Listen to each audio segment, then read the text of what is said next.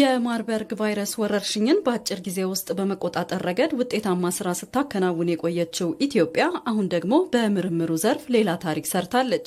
የአርማወር ሃንሰን የምርምር ኢንስቲትዩት ከጤና ሚኒስቴር ጋር በመሆን ሲያካሂድ የነበረው የመጀመሪያው የማርበርግ ቫይረስ ክትባት ክሊኒካዊ ሙከራ በስኬት መጠናቀቁ ተበስሯል። የሰው ልጅን ለከፋ ስጋትና ለአጭር ጊዜ ሞት የሚዳርገው የማርበርግ ቫይረስ ወረርሽኝ በኢትዮጵያ ተከስቶ በነበረበት ወቅት በጤና ሚኒስቴርና በአጋር አካላት የተቀናጀ ጥረት በአጭር ጊዜ ውስጥ ስርጭቱን በመግታት ነፃ መሆን ችላለች። ይሁን እንጂ ስጋቱን ዘላቂ በሆነ መንገድ ለመቅረፍ የምርምር ስራዎች የግድ ነበሩ። ያለፉት ወራት ደግሞ ለዚህ ጥረት ፍሬያማ ምላሽ የተገኘባቸው ሆነዋል። የአርማወር ሃንሰን የምርምር ኢንስቲትዩት ማህበረሰቡን ከነዚህ ወረርሽኝ ለመታደግ እንደ ሀገር ለመጀመሪያ ጊዜ ሲያካሂድ የቆየውን የማርበርግ ቫይረስ ክትባት ክሊኒካዊ ሙከራ በስኬት አጠናቋል። ይህም በምርምር ኢንስቲትዩቱ የተገኘው ስኬት ወረርሽኙ ዳግም እንዳያገረሽና ማህበረሰቡን ለከፋ አደጋ እንዳያጋልጥ በሚደረገው ጥረት ውስጥ የጀርባ አጥንት ሆኖ ያገለግላል። ይሄ የክሊኒካል ትራያል ወይም ሙከራ የሚባለው በማርበርግ አውትብሬክ በተከሰተ ወረርሽኙ በተከሰተ ወቅት የተካሄደ ጥናት ነው። እንደ አገር ይህን ጥናት ስናካሄድ የመጀመሪያ ነው። በአፍሪካም ሁለተኛ የሆነ ነው።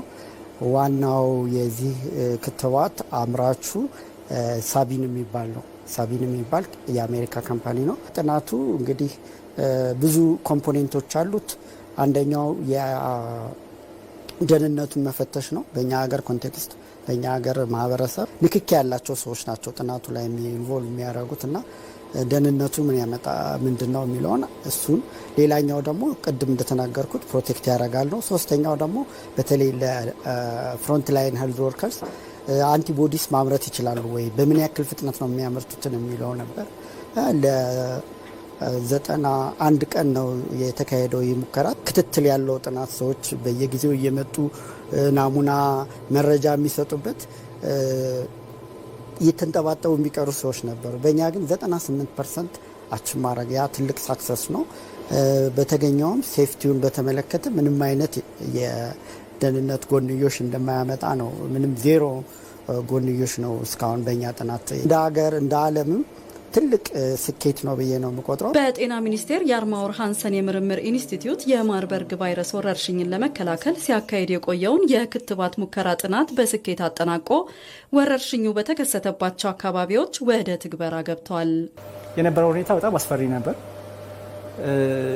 አንዱ እንግዲህ አስፈሪ የሚያደርገው ጉዳይ ምንም አይነት መድኃኒት ወይ ደግሞ ክትባት አልነበረውም። ያን እንዴት እናክመው፣ እንዴት ነው ምን መልሰው የሚለውን እንግዲህ ከጤና ጥበቃ ሚኒስቴር በተለይ በዶክተር መቅደስ መሪነት ያው የተለያዩ አማራጮችን ለማየት ተገደናል ማለት ነው። በተለይ የኛ ተቋም አርማወር ሃንሰን ሪሰርች ኢንስቲትዩት እንደ የምርምር ተቋም፣ የጤና ጥበቃ ደግሞ እንደ ስፖንሰር ሆኖ ይሄ የማርበርግ ክትባት ፌስ 2 የደረሰ የማርበርግ ክትባት እኛ ሀገር ውስጥ ሰርተናል።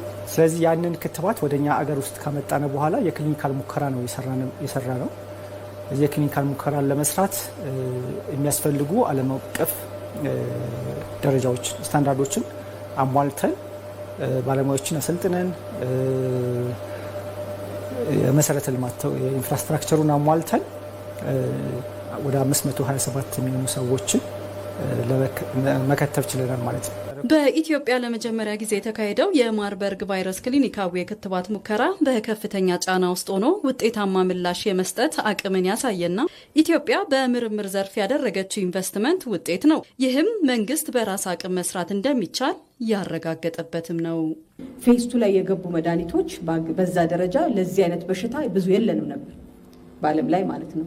አብዛኞቹ ገና የመጀመሪያ ደረጃ ጥናት ላይ ያሉ ናቸው። ያ ማለት በሌላ ቦታዎች ላይ ክትባቱ ወይ መድኃኒቱ ተሰጥቶ ለሌሎች የጉዳት ደረጃው እንዳያችሁት ነው። በጉዳት ደረጃ ምንም የተገኘ ነገር በዚህኛው ስንሰራ የለም። ለአፍሪካ CDC፣ የዓለም ጤና ድርጅት፣ WHO፣ ሌሎችም ያለውን ሳይንስ አብረን አየን። ሳይንስ የሚያሳየው ይሄ ነው። በሳይንስ በጥናት ያልተደገፈ ሕክምና ባዶ ነው። ምክንያቱም እየሰራን የተሰራ የትኛው ነገር ደግሞ ጉዳት አለው ካልን ጉዳት ምንም ነገር ካየን ቶሎ ለማቆም ፍጥነት ይፈልጋል። ስለዚህ በእንደዚህ አይነት ነገር ጥናት ውስጥ ለሀገራችን ምክንያቱም ሌላ ቦታ ጥሩ ደረጃ እንኳን ቢባል እኛ ጋር ደግሞ የራሳችን ባህሪ፣ የራሳችን ሰውነት፣ የራሳችን ጅን አለን። ስለዚህ ከዛ አንጻር መድኃኒቶች ይሆኑናል፣ የሚመጡት የበሽታ ምላሾች ይጠቅሙናል የሚለውን ሁል ጊዜ በእንደዚህ አይነት ሰዓት ላይ ጥናት እያደረጉ ማስቀመጥ ያስፈልጋል። ለዛም ነው እንደ አርመራንሰር ሪሰርች ኢንስቲትዩሽን አይነት ተቋማትን አሁን በመሬት ላይ ያስቀመጥ ነው ማለት ነው። የጤና ሚኒስቴር ለክትባቱ ክሊኒካዊ ሙከራ መሳካት የላቀ አስተዋጽኦ ላበረከቱ ተመራማሪዎች፣ ለተጠሪ ተቋማት አመራሮችና ባለሙያዎች የእውቅናና የምስጋና መርሃ ግብር አከናውኗል። ይህ ስኬት ለቀጣይ የጤና ምርምሮችና ለኢትዮጵያ የሳይንስ እድገት አዲስ ምዕራፍ የከፈተ መሆኑ ተመላክቷል።